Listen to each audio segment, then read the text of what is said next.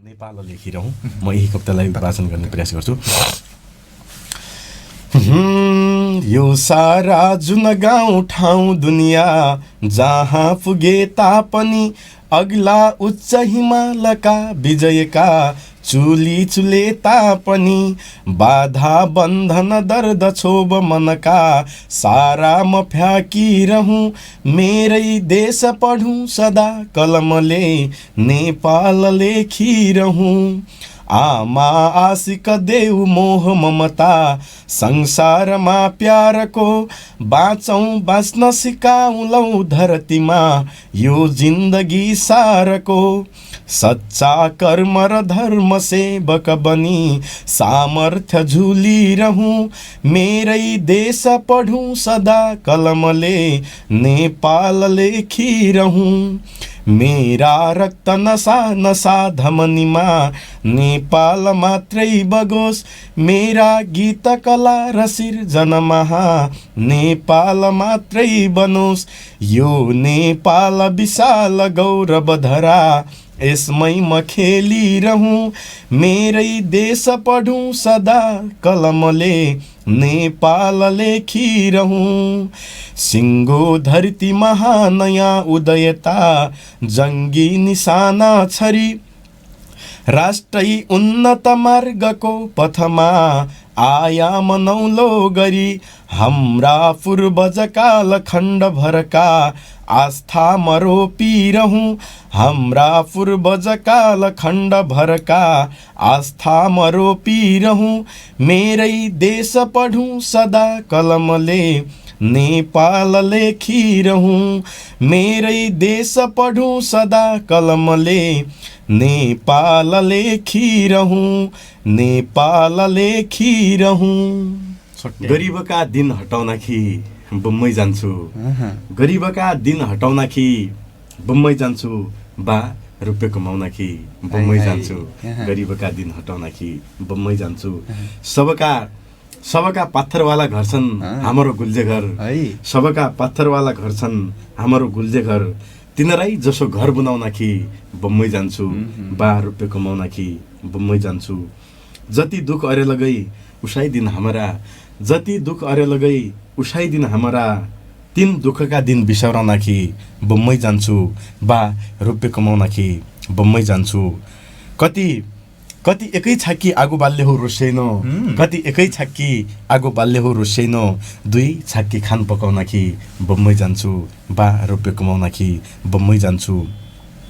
आफ्नो विचार अर्या घर सम्हाल्या आफ्नो विचार अर्या घर सम्हाल्या हाम्रा निका दिन ल्याउनखि बम्बई जान्छु बा रुपियाँ कमाउनखि बम्बई जान्छु गरिबका दिन हटाउनखि बम्बई जान्छु। सँगै हाम्रो कार्यक्रमको नियमित सेगमेन्ट छ एउटा बुझाइ तपाईँको भन्ने त्यसतर्फ तपाईँलाई जोड्न चाहे मैले जसमा तपाईँलाई 5वटा शब्द म क्रमशः दिन्छु त्यसप्रति तपाईँको आफ्नो बुझाइ के छ शब्द प्रत्येक शब्दप्रति आफ्नो बुझाइ हरेक व्यक्तिको हुन्छ भन्ने मान्यताका साथ हो आफ्नो बुझाइ राखिदिनु पर्ने हुन्छ। तयार हुनुहुन्छ? हुन्छ। ओके, सुरुवात साहित्यबाटै गरौँ होला। तपाईँको आफ्नै विधा साहित्य के हो जस्तो लाग्छ? साहित्य राष्ट्रको अमूल्य निधि हो। देन रचना सन्तान हो एउटा स्रष्टाको। सन्तानको रूपमा प्रतियोगिता जीवन हो जो प्रतियोगिताले मान्छेले अगाडि बढ्न प्रेरित गरेको हुन्छ। जीवन पानी जस्तै हो, बग्छ बगेर जान्छ कहिले फर्केर आएको छैन भनिन्छ। मान्छेको जीवन पुनर्जन्म हुन्छ अरे। पानी पनि हिँड्दै अर्थात् बग्दै गएर समुद्रबाट फेरि धरतीमै आउँछ भन्ने सुनिए जस्तै त्यसैले अब जीवन पनि त्यही पानी जस्तै हो। मान्छेको जीवन एकचोटि आउँछ फेरि जन्मिन्छ भन्छन्, हामीले देखेका छैनौँ। त्यस्तै पानी जस्तै। सिकाइको कुरा अघि हाम्रो खुब चर्चा चल्यो पनि, त्यसैले अझ सिकाइलाई थोरै अझ बढी मैले चर्चामा ल्याउन चाहेँ। सिकाइ के हो जस्तो लाग्छ? सिकाइप्रति बुझाइ के छ तपाईँ? सिकाइ जीवनमा नभई नहुने कुरा हो। कुनै पनि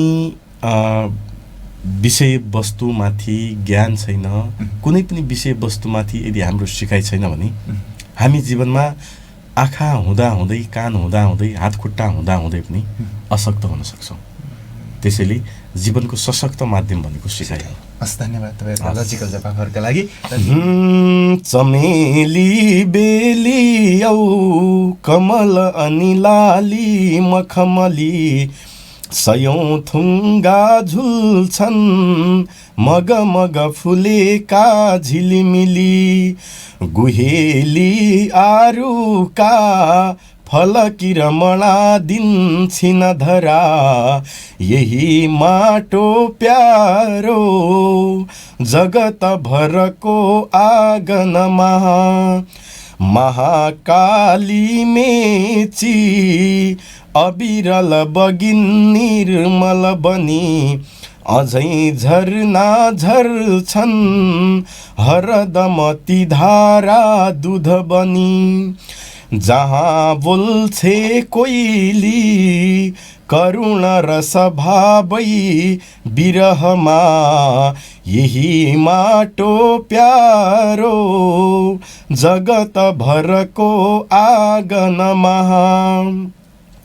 धिमे सेलो रोदी छट अमर हाम्रा गीतहरू यिनै गौरा माघी चलन युगका उत्सवहरू बजे पञ्चै बाजा सगुन दिलका मङ्गल जहाँ यही माटो प्यारो जगत भरको आँगनमा नझुक्ने नेपाली दुश्मनहरूका शरणमा छ गोर्खाली गाथा अमर युगको वीरपनता जहाँ जन्मे पुर्खा निखिल जनका नै प्रिय सदा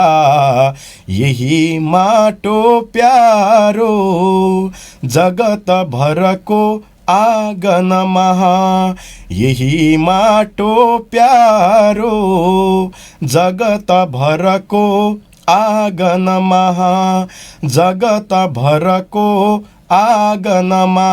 मैले कविता छुट्याएँ।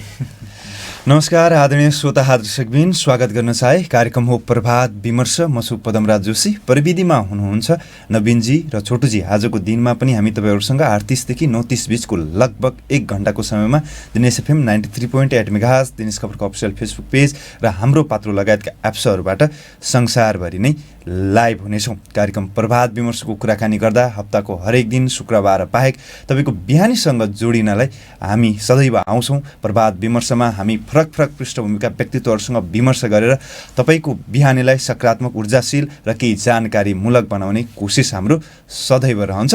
आजको कार्यक्रममा हामी के गर्दैछौँ त? अब आजको कार्यक्रमको विषयमा तपाईँलाई म जानकारी गराउनतिर लाग्छु। आज हामीसँग विमर्शका लागि हुनुहुनेछ युवा साहित्यकार तोयनाथ भट्ट। उहाँ गजलकार हुनुहुन्छ, गीतकार हुनुहुन्छ, गायक हुनुहुन्छ, कवि हुनुहुन्छ।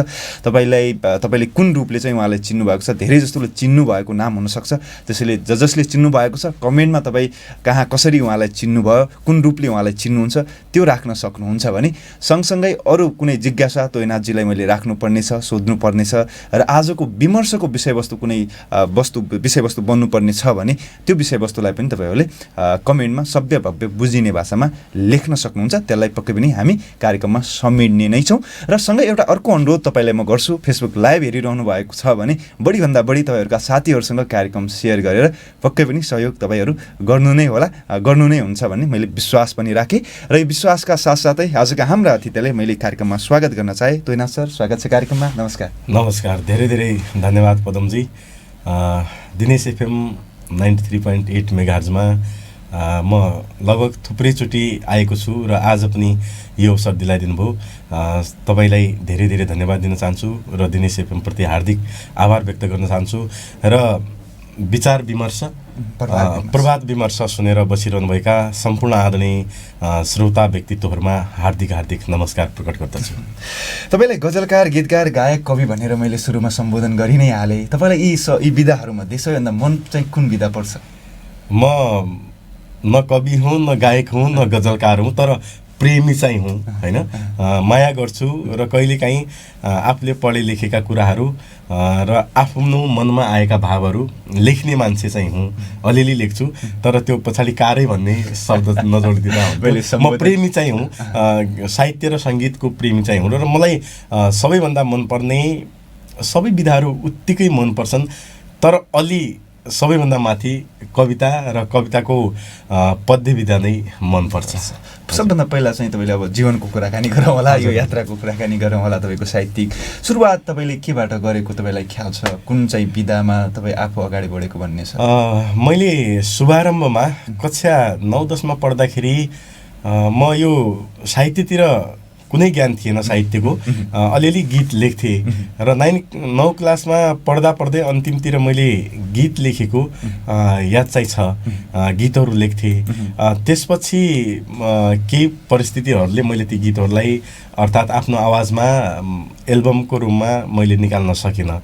त्यसपछि +2 पढ्दै गर्दाखेरि मैले ती गीतहरूलाई त्यत्तिकै छोडेँ। लेख्ने काम चाहिँ जारी थियो, तर गाउन सकेन, गीतहरू लेख्दै गएँ। र +2मा पढ्दाखेरि अलिअलि उति बेला रेडियो नेपालबाट गजलगङ्गा कार्यक्रम आउँथ्यो। म त्यो गजलगङ्गा अहिले पनि आउँछ, त्यो कार्यक्रमलाई सुन्थेँ र त्यसको आधारमा अलिअलि गीत गजलहरू लेख्ने प्रयास गर्थेँ र अब गीतलाई नै श्रेय देऊ न, शुभारम्भ मैले पुस्तक चाहिँ तपाईँले गजल? हजुर, मैले पुस्तक चाहिँ गजल सङ्ग्रह विद्यारण्य 2069 सालमा प्रकाशन गरेँ। जस्तो अब प्रेरणा चाहिँ केबाट मिलेको जस्तो लाग्छ? अब यस्तो साहित्य प्रेमी हुनु त एउटा किसिमको आफैभित्रको एउटा जिन अर्थात् एउटा किसिमको केही अरू चिजले पनि प्रभाव पार्ला, सँगसँगै व्यक्तिहरू अर्थात् केही घटनाक्रमले पनि प्रेरणा दिन्छ भन्छन्। प्रेरणा के भयो त भन्दाखेरि घरैसी वातावरण, बाहरूले, ठुला बा, मेरा बा अनि गाउँका अन्य बुढापाकाहरूले विशेष गरी यो विभिन्न कविताका श्लोकहरू गुनगुनाउने वाचन गरेको म सुन्थेँ हैन। तिनीहरूलाई पनि त्यो लयलाई म आफू समात्ने प्रयास पनि गर्थेँ। अर्को कुरा सबैभन्दा प्रेरणाको स्रोत के हो त भन्दाखेरि मैले मेरी आमालाई कहिले आमा भन्दैन, इजा नै भन्छु, आफ्नै शब्द हो। सोस्तानी आउने, त्यो सोस्तानीको लागि मेरी इजाले दाइसँग रेडियो किन्न आग्रह गर्नुभयो। त्यो रेडियो दाइले किनेर ल्याउनु भयो। त्यसपछि त्यो रेडियोबाट बिहानका सबै कार्यक्रमहरू लगायत म रेडियो भन्ने बित्तिकै मरिहत्ते गर्ने मान्छे हो क्या। त्यसपछि विशेष गरी सायद लोकलहरी कार्यक्रम आउँथ्यो रेडियो नेपालबाट दैनिक रूपमा। म त्यो लोकलहरी कार्यक्रमलाई स्कुल जानु पर्थ्यो, म स्कुलबाट 4 बजी नै छुट्टिन्थ्यो, कार्यक्रम 4 बजी नै आउँथ्यो। म भागेर 4:05 घर पुग्थेँ त्यो लोकलहरी कार्यक्रम सुन्नको लागि।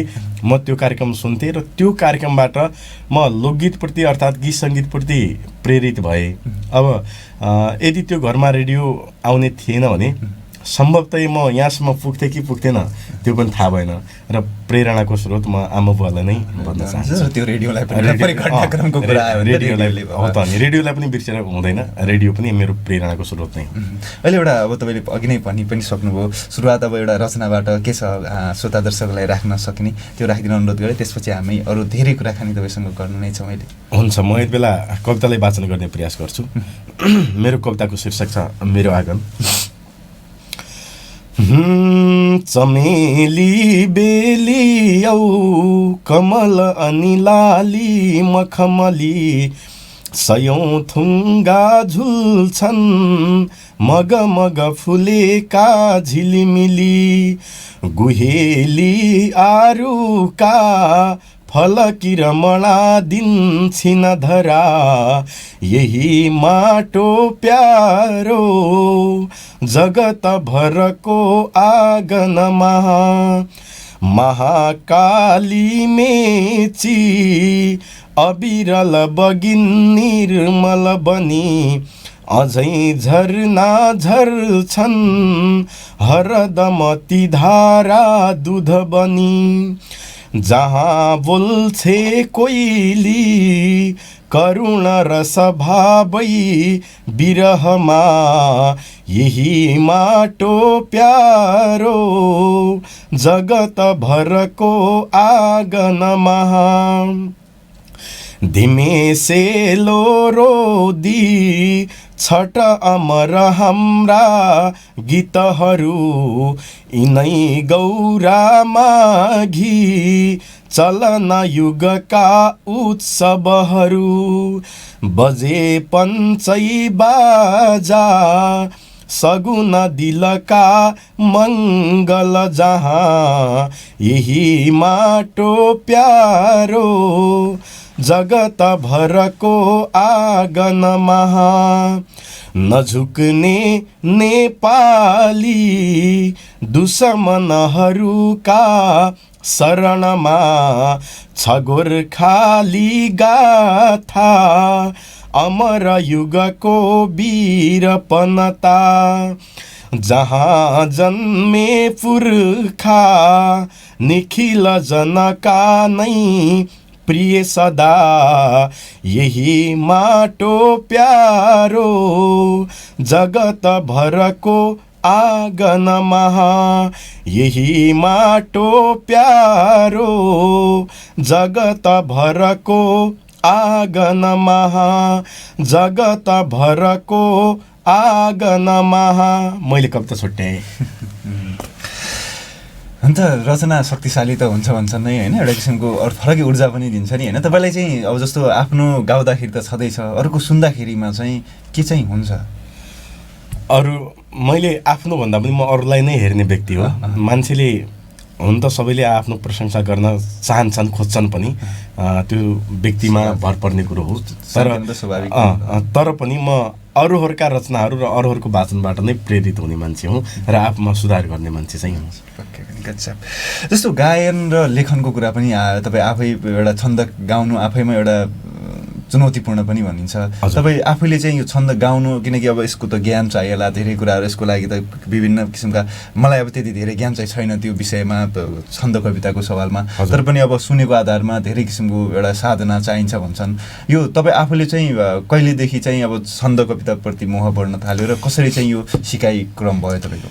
मैले अघि भनिसकेँ, बुवाहरू र गाउँका बुढापाका बाजेहरूले कविता वाचन गर्नुहुन्थ्यो। मैले यो कविता यसको हो भन्ने थाहा थिएन। कवि लेखनाथ पौड्याल, श्रीमती लेखनाथ पौड्यालजीको कविता गाउँतिर बाजेहरूले वाचन गर्नुहुन्थ्यो, अरू थाहा थिएन। दया नै हो कालो भवजलभिको मुख्य तरणी, यिनै श्लोकहरू म सुन्थेँ।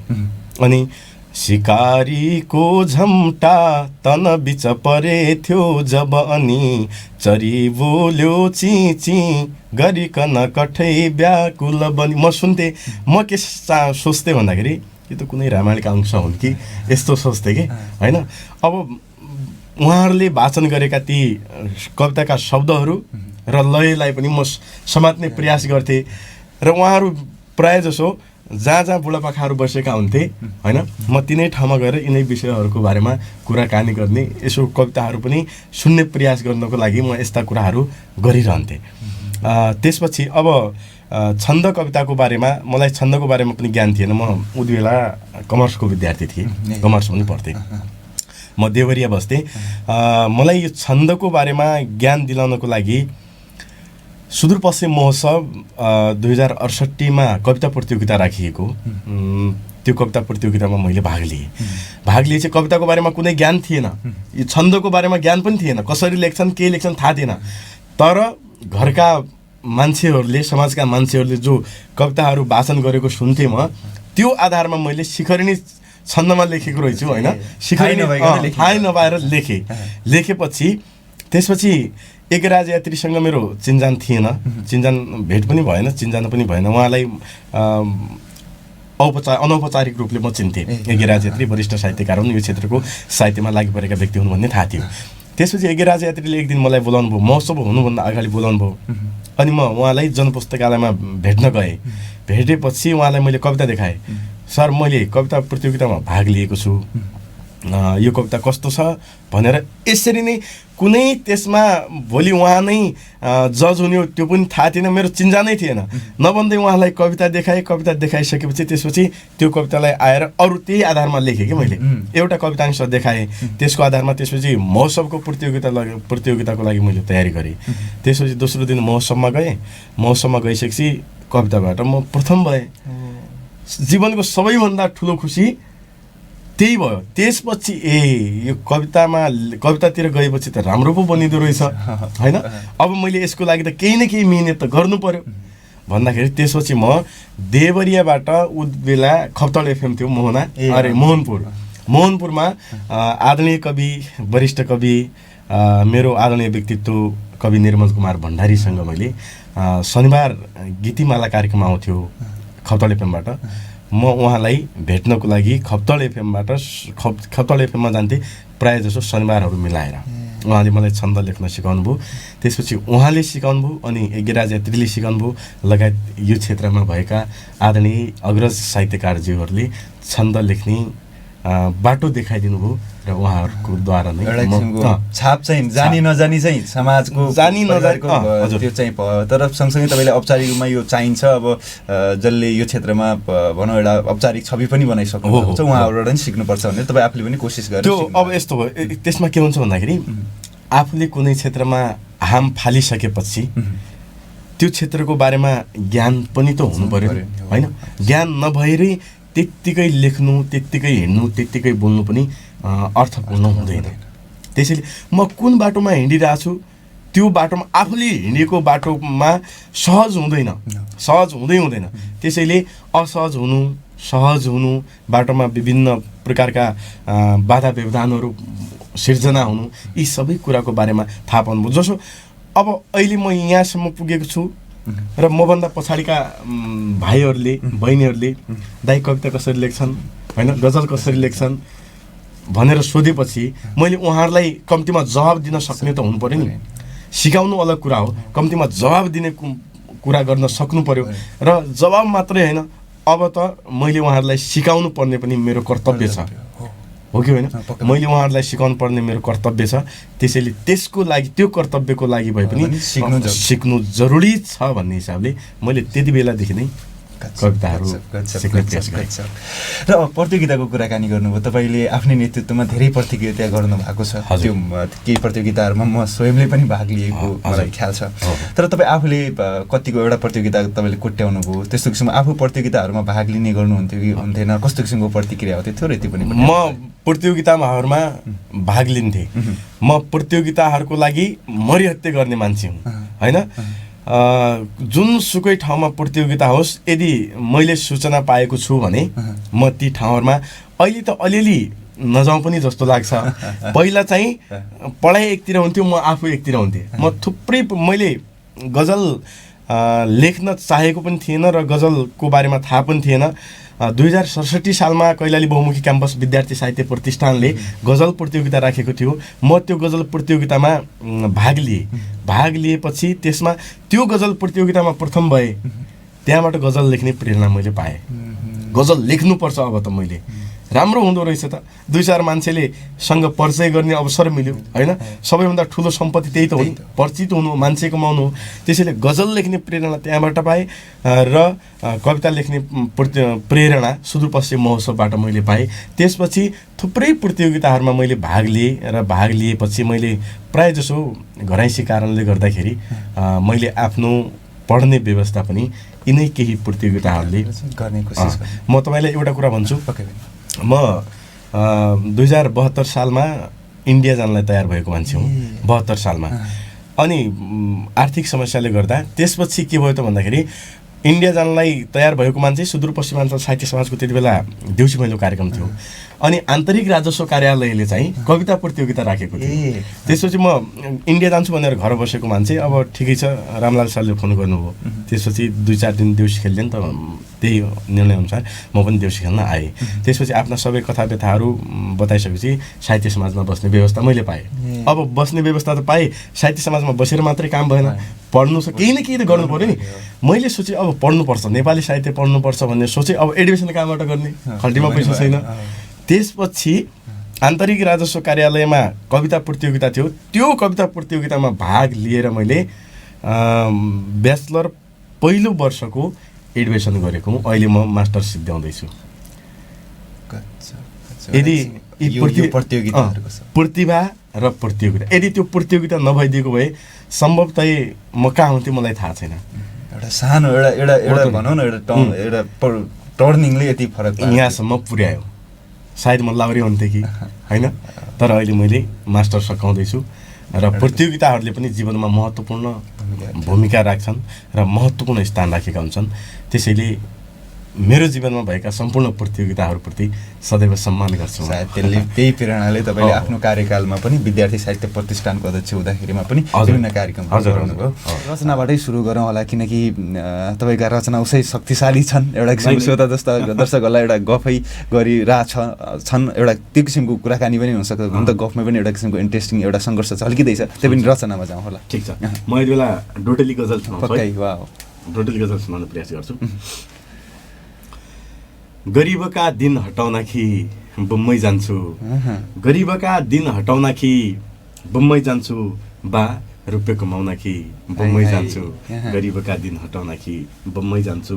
सबका पत्थरवाला घर छन् हाम्रो गुल्जे घर, सबका पत्थरवाला घर छन् हाम्रो गुल्जे घर। तिनीरै जसो घर बनाउन कि बम्बई जान्छु, बा रुपियाँ कमाउन कि बम्बई जान्छु। जति दुःख अरे लगै उसाइदिन हाम्रा, जति दुःख अरे लगै उसाइदिन हाम्रा।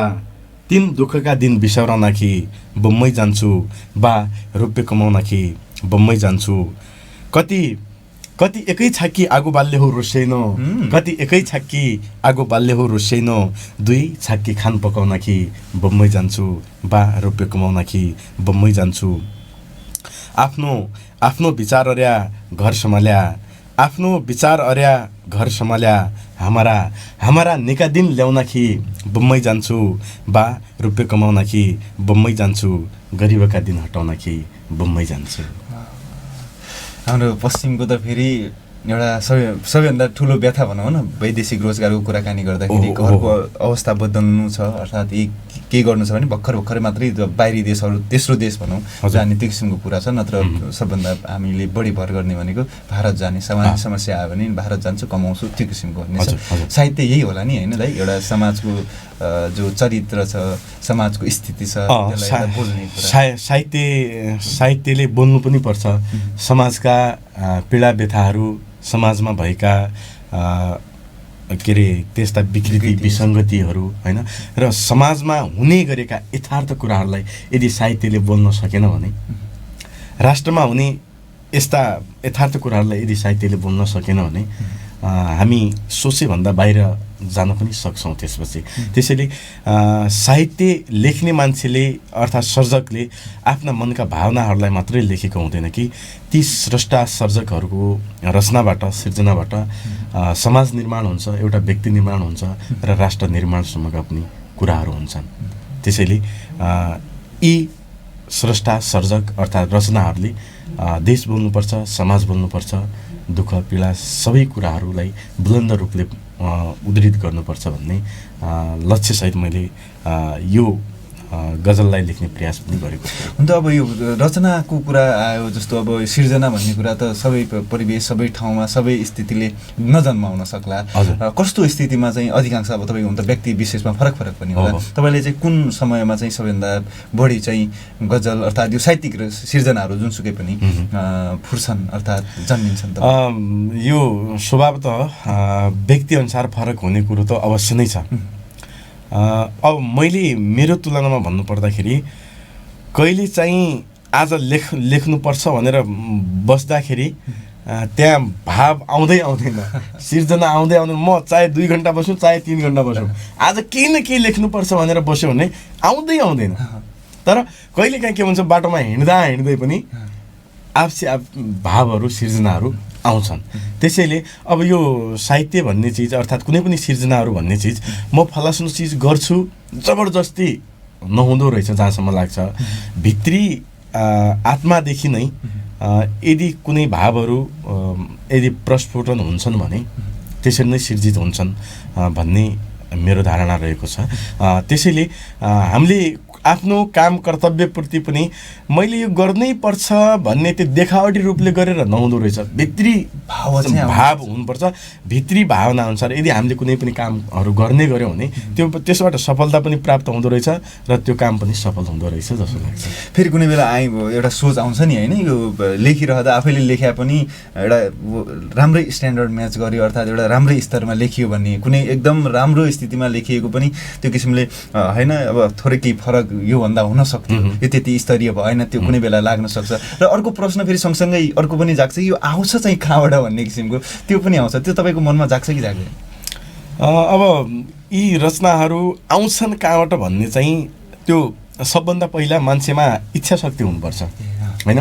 मान्छेमा इच्छा, जसो मैले साइकल चलाउन सिक्नु छ भने कसैले त्यहाँनिर आएर जबरजस्ती तैँले साइकल सिक्नै पर्छ भनेर जबरजस्ती मान्छे स्वयं आफू तयारी छैन होइन। मान्छे पहिला त आफू तयारी हुनु पऱ्यो नि। अर्थात् मान्छे तयारी हुनु भनेको मान्छेको भित्री आत्मादेखि म फलास्नो काम गर्नलाई उत्सुक छु भनेर तयारी हुनु हो नि, रुचि त्यसमा जगाउनु हो। त्यसैले अब यसमा पनि के हुन्छ त भन्दाखेरि हामीले म लेख्ने मान्छे हो र मैले यदि म लेख्छु भनेर जबरजस्ती त्यसमा बसेर मैले लेख्न पाएन र समाजमा यदि कहीँ कतै घटनाहरू यस्ता घटेका छन् भने ती घटनाहरूको बारेमा पनि मैले लेख्नु पर्छ भनेर त्यहाँ जबरजस्ती भएन, जोडिन होइन। त्यसलाई भित्री आत्मादेखि मनन गर्नु पर्यो, हेरविचार गर्नु पर्यो र के छ त त्यसको, त्यसले भन्न खोजेको के हो त त्यो घटनाले, आफै भित्रैबाट हो ती भावहरू आउन सक्छन् र आउँछन्। एउटा पर्खाइ चाहिँ राख्नुपर्छ यसको मतलब भावका लागि। हाम्रो कार्यक्रमको नियमित सिगमेन्ट छ एउटा बुझाइ तपाईँको भन्ने, त्यसतर्फ तपाईँलाई जोड्न चाहे मैले, जसमा तपाईँलाई 5वटा शब्द म क्रमशः दिन्छु, त्यसप्रति तपाईँको आफ्नो बुझाइ के छ, शब्द प्रत्येक शब्दप्रति आफ्नो बुझाइ हरेक व्यक्तिको हुन्छ भन्ने मान्यताका साथ हो, आफ्नो बुझाइ राखिदिनु पर्ने हुन्छ। तयार हुनुहुन्छ? हुन्छ। ओके, सुरुवात साहित्यबाटै गरौँ होला। तपाईँको आफ्नै विधा साहित्य के हो जस्तो लाग्छ? साहित्य राष्ट्रको अमूल्य निधि हो। देन रचना? रचना सन्तान हो एउटा स्रष्टाको। सन्तानको रूपमा प्रतियोगिता? प्रतियोगिता जीवन हो, जो प्रतियोगिताले मान्छेलाई अगाडि बढ्न प्रेरित गरेको हुन्छ। जीवन? जीवन पानी जस्तै हो, बग्छ, बगेर जान्छ, कहिल्यै फर्केर आएको छैन भनिन्छ। मान्छेको जीवन पुनर्जन्म हुन्छ अरे।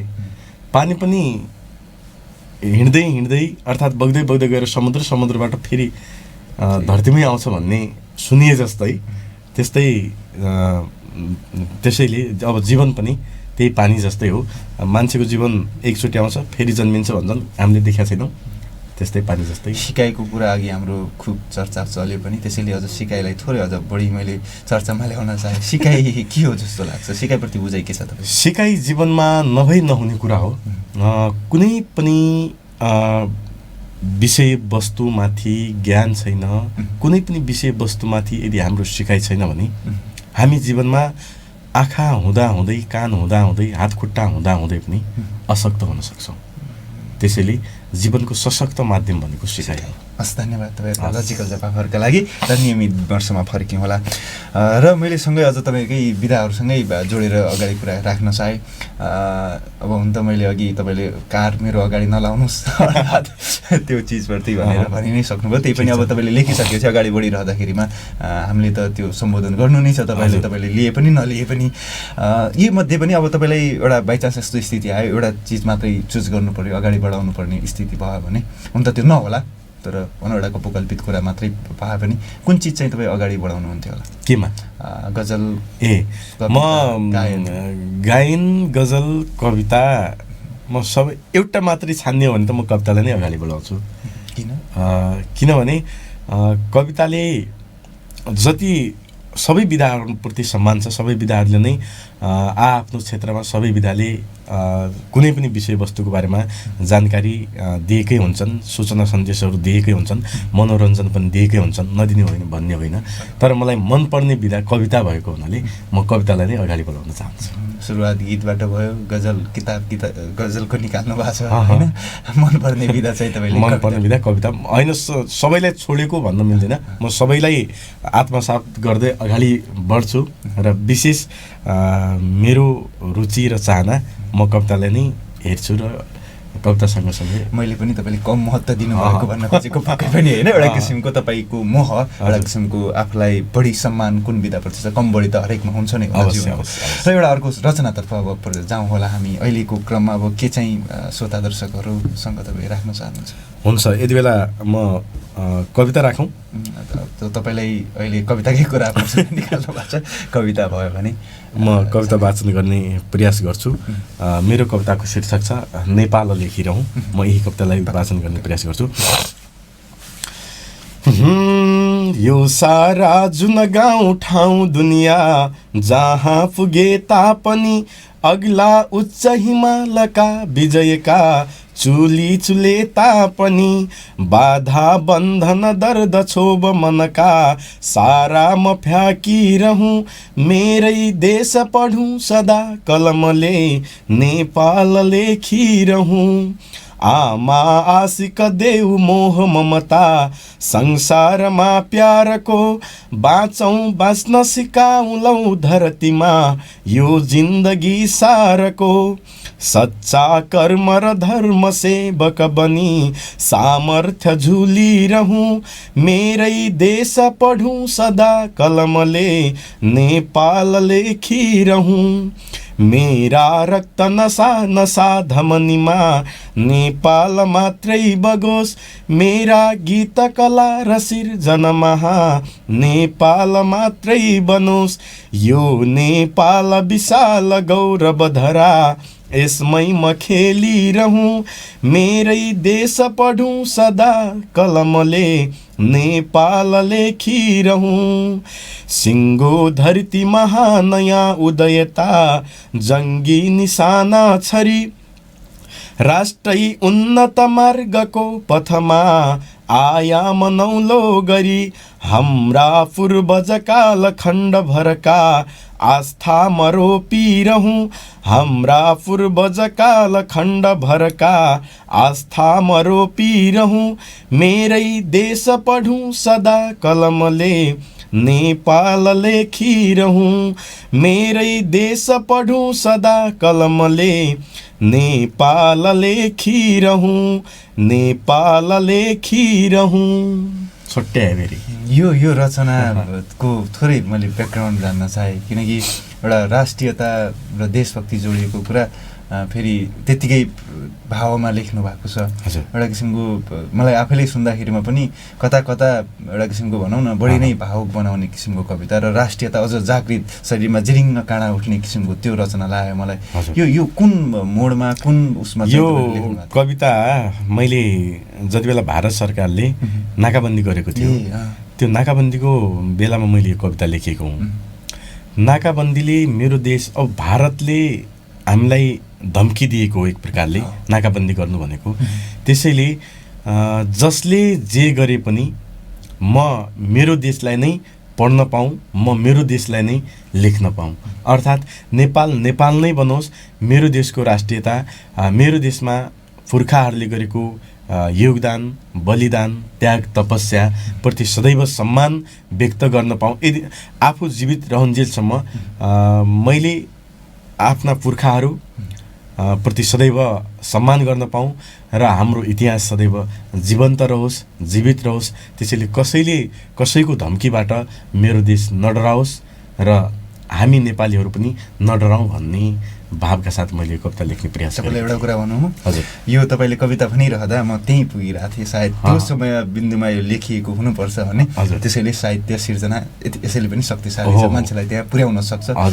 त्यो बिन्दुलाई, त्यो समयलाई एउटा अहिले पनि ताजगी गरायो नि त। म सुनिरहँदाखेरिमा सायद त्यो समयमा तोयनाथजीले यो कविता लेखेको हुनसक्छ भन्ने चाहिँ मलाई लागेको थियो। साँच्चै रहेछ पनि। र सँगै अर्को अब समग्र थोरै अब साहित्यिक क्षेत्रतिरको कुराकानी मलाई गर्न मन लाग्यो। जस्तो अब प्रतियोगिताहरूदेखि लिएर जति अन्त भनौँ सरकारहरूले राष्ट्रको गहना हो होइन, कलाकारहरू भन्ने हुन्छ, फेरि साहित्य भनेको त सबैभन्दा माथिल्लो तहको हो अर्थात् उच्च ओहदाको हो भन्ने त्यो किसिमले चाहिँ हरेकले व्याख्या गरिरहेको हुन्छन्। राजनीतिक व्यक्तित्वहरूले पनि यो व्याख्या धेरै ठाउँहरूमा मैले पनि सुनेको छु। तर पनि सँगसँगै जस्तो अब यसलाई जीवन दिने यसलाई अगाडि बढाउने जो सर्जक हुन्छ उनीहरूको स्थिति त अब जोडिएको हुन्छ नि यो पछि होइन। जस्तो तपाईँ आफैले पनि भन्नुभयो एक समय यस्तो आयो कि तपाईँले देशको माटो छोड्नुपर्ने स्थिति आयो सामान्य एउटा जीविकोपार्जन भनेपछि अब यो अवस्था लागि अब नयाँ सर्जकहरू पनि आउँदै हुनुहुन्छ होइन, नयाँ सिर्जनाहरू झन् निखारिने स्थिति छँदैछ। तपाईँ समग्र वातावरण चाहिँ तपाईँलाई कस्तो लाग्छ? एउटा सर्जकले सजिलै तरिकाले एउटा किसिमको आफ्नै सिर्जनाको बलबुतामा चाहिँ अगाडि बढ्न सक्ने जो जीवनलाई चाहिने विभिन्न तत्त्वहरू छन् ती तत्त्वहरू आफ्नै सिर्जनाको बलले चाहिँ प्राप्त गर्न सक्ने त्यो स्थिति चाहिँ सिर्जनाको माध्यमले बाँच्न सकिन्छ भन्ने त होइन र सिर्जनामा काहीँ कतै होला 100मा 2-4% हुनसक्छ सिर्जनाको कारणले गर्दा बाँचेका मान्छेहरू। तर सिर्जनाले जीवन धान्नुपर्ने हुन्छ, जीवन धान्नको लागि केही न केही अरू काम गर्नुपर्ने हुन्छ। सिर्जनाबाट मात्रै म लेख्छु र लेखेर मात्रै जीवन चलाउँछु भन्न अलिकति नेपालको परिवेशमा गाह्रै छ, नेपालको परिवेशमा गाह्रो छ। त्यसैले यी लेखनका कार्यहरू सृजनात्मक कार्यहरू अब दोस्रो स्थानका हुन् भन्न म चाहन्छु। किन त भन्दाखेरि पहिलो स्थानमा त खानु पर्यो, खानको लागि काम गर्नै पर्यो, पेट भर्नै पर्यो होइन। त्यसैले यी कुराहरू दोस्रो स्थानका कुरा हुन् र पहिलो कुरा त मान्छेले आफ्नो जीवन धान्नको लागि केही न केही काम गर्नैपर्छ। सिर्जनाले पनि त्यही हो, मैले अघि भनिसकेँ, सिर्जनाले 1-2% मान्छेहरूलाई बाँच्नको लागि अवसर दिएको हुनसक्छ। जहाँसम्म लाग्छ अरू व्यक्तिहरूलाई बाँच्ने अवसर मिलेको हुँदैन, अरूहरूले बाँच्नको लागि केही न केही काम गर्नुपर्छ भन्ने मेरो बुझाइ। यो प्रसङ्ग मैले किन पनि उठाएँ भने हाम्रो अब हुन त साङ्गीतिक क्षेत्रको बजारदेखि लिएर अब फिल्म इन्डस्ट्री जहाँ भनौँ लेखन बिग छ खासमा त्यो क्षेत्रको कुराकानी हेर्दाखेरिमा हिजो म भारतको तेरी मिट्टीको लेखक अर्थात् कौन तुझे यूं प्यार गरेका जस्तो एउटा भनौँ भारतमा चर्चित गीतहरूको लेखक मनोज मुन्तासिरको इन्टरभ्यू हेर्दै थिएँ। अनि त्यो हेरिसकेपछि मलाई अरू त्यहाँको भारतको अरू सर्जकहरूको पनि हेर्न मन लाग्यो, उनीहरूको खोजेर हेरेँ मैले। त्यो हेरिसकेपछि लेखनकै कारणले अब भनौँ उनीहरू करोडपति छन् के हुन त अब त्यो बजार ठुलो। नेपालको परिवेशमा त्यस्तो चाहिँ छैन, अरू देशमा छ, नभएको होइन। अरू देशमा कलाकार भन्ने बित्तिकै सम्मान छ, साहित्यकार भन्ने बित्तिकै सम्मान छ, अर्थात् स्रष्टा सर्जक हो भन्ने बित्तिकै सम्मान छ। नेपालमा सम्मान नभएको पनि होइन, सम्मान छ। तर अरू देशको जस्तो त्यस्तो स्रष्टाहरूले कलाकारहरूले बाँच्न सक्ने जस्तो वातावरणको त्यो परिस्थिति चाहिँ नेपालमा सिर्जना भएको छैन। साइड खोज्नुपर्छ। तपाईँ आफू पनि शिक्षामा हुनुहुन्छ? हजुर, म पनि अक्सफोर्ड माध्यमिक विद्यालयमा पढाउँछु खानको लागि, पेट पाल्नको एउटा किसिमको अन्त शिक्षण पेसा आफै पनि एउटा रमाइलो पनि छ र एउटा किसिमको झन् आफ्नो जीवनको सिकाइ त छँदै नै छ। कस्तो लाग्छ अहिले अब यसो फर्केर हेर्नुभयो अब यी विभिन्न विधाहरू आफ्नो जीवनको अहिलेसम्मको लाइफलाई यदि भनौँ अहिले रिकल गर्नुभयो समग्र छोटकरीमा भन्दाखेरिमा कस्तो निष्कर्ष चाहिँ हुन त अहिले यति छिट्टै निष्कर्ष निकाल्ने अब के कतिको उपयुक्त हुन्छ त्यो तपाईँलाई आफैले कस्तो फिल हुन्छ त्यो आफै तपाईँ राख्नुहोस्। तर पनि एउटा किसिमको मैले प्रश्न चाहिँ गरिहालेँ कि त्यो कतिको लाग्छ जीवनका खुट्किलाहरू हुन्छन् होइन। म जीवनको पहिलो खुट्किलामा मात्रै चढेको छु, त्योभन्दा माथि जान सकेको पनि छैन र माथि जाने प्रयास गरिरहेको छु, त्यति मात्रै हो। पहिलो खुट्किलामा छु र यो खुट्किलाले के भन्छ भन्दाखेरि सङ्घर्ष गर्नुपर्छ हो, सङ्घर्ष गर्नुपर्छ र आफ्नो पहिलाको वातावरणलाई पनि बिर्सनु हुँदैन। जुन पहिलाको परिस्थितिले यहाँसम्म पुर्याएको थियो त्यो पहिलाको परिस्थितिलाई पनि सँगसँगै लगेर एउटा खुट्किलोबाट दोस्रो खुट्किलोमा चढ्नै पर्छ भन्ने अहिले मेरो बुझाइरहेको छ। त्यही निष्कर्ष पनि हो अवश्य। हजुर, नयाँ सर्जकहरूलाई अब एउटा किसिमको तपाईँलाई हामी कुराकानी गरिरहँदाखेरिमा सिर्जना लेख्ने मान्छेलाई सबभन्दा बढी चाहिँ के हुन्छ जस्तो मलाई लाग्छ भने सर्जकहरूले यो तरिकाले केही न केही गाइडेन्स गरिदिउन् अर्थात् यो तरिकाले केही न केही कुराहरू भनिदिउन् भन्ने चाहिँ सोच हुन्छ। त्यसैले उहाँहरूलाई सम्बोधन गर्नु पऱ्यो भने के चाहिँ नयाँ स्रष्टा नयाँ सर्जकहरूलाई म के भन्न चाहन्छु भने सबैभन्दा पहिला हुन त अहिले लेख्ने स्रष्टाहरू थुप्रै छन्, साहित्य सङ्गीतका स्रष्टाहरू थुप्रै छन् र मैले अघि भनिसकेँ केही कुराहरू नबुझेरै लेखिन्थे, नीति नियमहरू थाहा नपाएरै लेखिन्थे। अहिलेका स्रष्टाहरूलाई पनि म के भन्छु भने भोलिको भविष्य तपाईँहरूको काँधमा हो होइन। भोलिको भविष्य तपाईँहरूको काँधमा हो भने तपाईँहरू पनि जुन क्षेत्रमा जुन विधामा आफू कलम चलाउनुहुन्छ त्यो विधाको बारेमा अलिकति भए पनि ज्ञान हासिल गरेर लेख्दा राम्रो हुन्छ होइन। अब ज्ञानै नभएर नियमहरू थाहा नपाएर लेखिँदाखेरि अब जीवन प्रतियोगिता हो कि भोलिको दिनमा हामीले प्रतियोगिता पनि गर्नु छ हो नि। भोलिको दिनमा प्रतियोगिता पनि गर्नु छ। ती प्रतियोगिताहरूमा जाँदाखेरि हाम्रा नीति नियमभन्दा बाहिर लेखिएका रचनाहरू छन् भने त्यहाँनिर निर्णायकहरूले बाहिर फालिदिन पनि सक्छन्। त्यसैले कम्पिटिसन गर्नु छ। कम्पिटिसन गरेर मात्रै छैन, कम्पिटिसनमा भाग लिन्छ, भाग लिएर मात्रै होइन त्यो भागबाट सफलता पनि प्राप्त गर्नु छ। त्यसको लागि ज्ञान आफूमा हुनु आवश्यक छ। आफैले न्याय गरे भन्ने त महसुस हुनु पर्यो, त्यो ज्ञानको माध्यमबाट हुनसक्छ भन्ने तपाईँको बुझायो। र एउटा अर्को सिर्जनामा जाउँ होला। अब एक दुईवटा सिर्जना त अब सुन्नै पर्यो होइन। हुन्छ श्रोता दर्शकहरूलाई पनि सिर्जनाको सायद खुबै भोक लाग्यो होला जस्तो मलाई महसुस भइरहेछ। म यति बेला पुनः कविता गजल सुनाउँछु ल। गजल सुनाउने प्रयास गर्छु। आज रुगाखोकीले अलिकति साथ दिएको छैन, मेरो आवाज फरक छ। म गाउन सक्छु कि सक्दैन प्रयास गर्छु, सकिनँ भने माफ गर्नुहोला। बसाई उठाई फरक भो हजुरको, बसाई उठाई फरक भो हजुरको, भनाई गराई फरक भो हजुरको, भनाई गराई फरक भो हजुरको। हिजो के थियो खै गुम्यो के र आज, हिजो के थियो खै गुम्यो के र आज, जीवनको बुझाइ फरक भो हजुरको। दी प्रेम अन्तै नजरको निशाना, दी प्रेम अन्तै नजरको निशाना, कसोरी मलाई फरक भो हजुरको।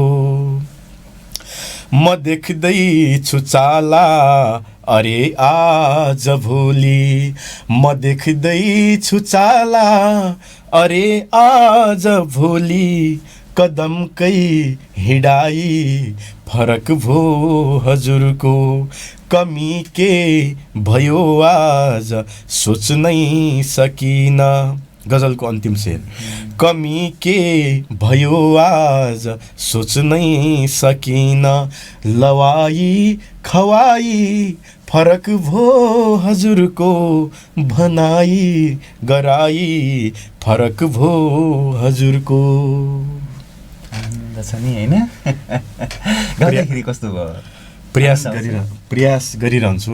अर्को कुरा के छ भन्दाखेरि भाव र शब्दले दिने क्षमता भिन्न कुरा छँदैछ। यदि हामीले लेखेका रचनाहरूमा शब्दले दिने क्षमता भएन भने त्यो लेखेको पनि अलिकति सार्थकता भएन हो। शब्दले कम्तीमा क्षमता त दिनु पऱ्यो नि, त्यो अलग कुरो छ।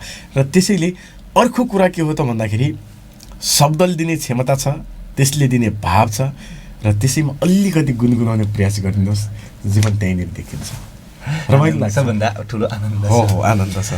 र अर्को अब अन्तिमतिर छौँ। त्यसैले तपाईँलाई म एक दुईवटा प्रश्न गर्छु। तपाईँले एउटा किसिमको हुन त तपाईँलाई आफैलाई कुनै समय कुनै चिज गाह्रो पनि लाग्न सक्छ, कुनै चिज सजिलो पनि लाग्न सक्छ। मैले सुरु गरेँ। तपाईँ पुरानो सर्जकलाई कुनै एकजनालाई मात्रै सम्झिनु भयो भने कसलाई सम्झिन चाहनुहुन्छ? लेखनमा साहित्यिक विधाको जुनसुकै। म साहित्यिक विधाको मलाई सबैभन्दा भने सबै स्रष्टाहरूलाई म सम्मान मात्रै गर्छु। म राष्ट्रकवि माधव प्रसाद घिमिरेलाई सम्झिन्छु। अहिले नयाँ पुस्तामा लेखनको हिसाबले कविताको माध्यमबाट भनिरहनु पर्दाखेरि नवराल लम्साललाई सम्झिन्छु। पछिल्लो पुस्तक अग्नि पनि बजार भएको छ।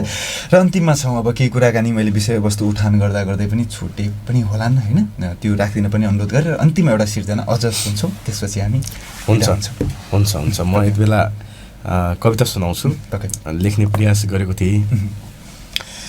यो देश मेरो 100 लाख वर्ष बाँचोस् चन्द्रै रवि झैँ अनन्त ताराहरू झैँ झलमल्ल गर्दै जाओस् आभा नवकान्ति छर्दै बाधा र पीडा कहिले नआओस् उल्लास उल्लास बनेर जाओस् यात्रा हिँडेको कहिले यात्रा हिजोको कहिले नआओस् त्यो शान्ति लाखौँ दिलमा भरियोस् यात्रा हिजोको कहिल्यै नआओस् त्यो शान्ति लाखौँ दिलमा भरियोस् लेखो सनौलो महिमा सुनौलो लेखो सनौलो महिमा सुनौलो टेकोस् यात्रा